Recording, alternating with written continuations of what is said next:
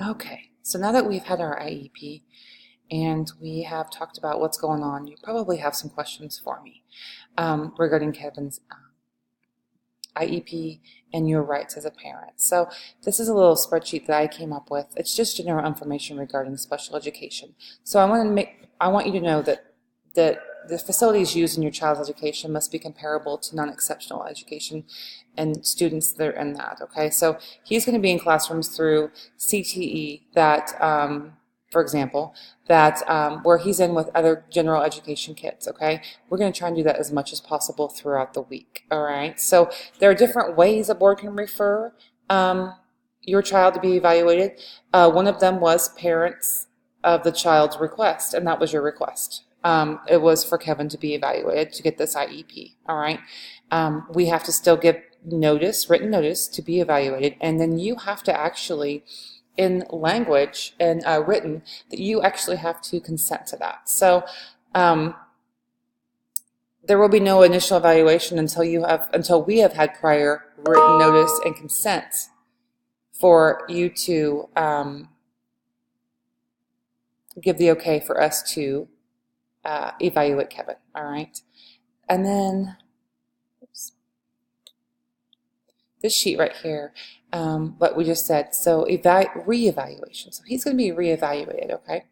And we actually have to have written consent from you that it's okay for us to reevaluate Kevin.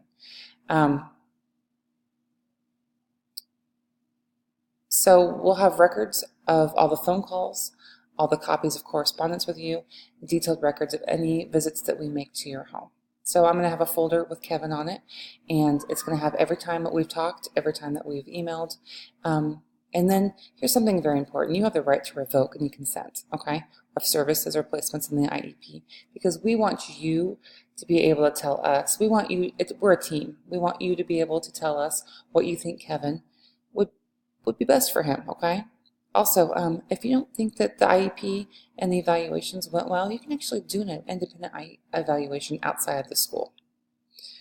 So all of the information, the confidentiality on Kevin, his name, your address, his social security number, your social security number, any of that that would identify your child remains confidential. The confidentiality, okay? No one's going to know about it, okay?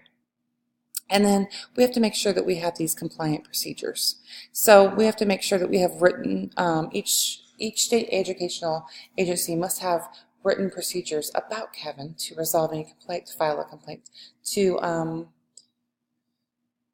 there's a time limit of 60 days of filing the complaint, okay? So you can file a due process complaint if there are multiple issues, all right? And then a decision made in the due process must be appealed to the state educational agency. So you actually have the opportunity to appeal, okay, any type of due process, all right? And then there's discipline procedures. So children without disabilities, the school cannot expel more than 10 days in a row, okay? So the kids with exceptionalities, like Kevin, they cannot be more than 10 days in a row as well, okay? So once a student has been removed a total of 10 days in that same school district, the district must allow the student to receive additional educational services to be able to continue to participate in general education settings, all right? And then this isn't a private school, but if you were to choose Kevin to go to a private school, you can actually have free, appropriate public education at that private school, okay? Okay, so do you have any questions for me?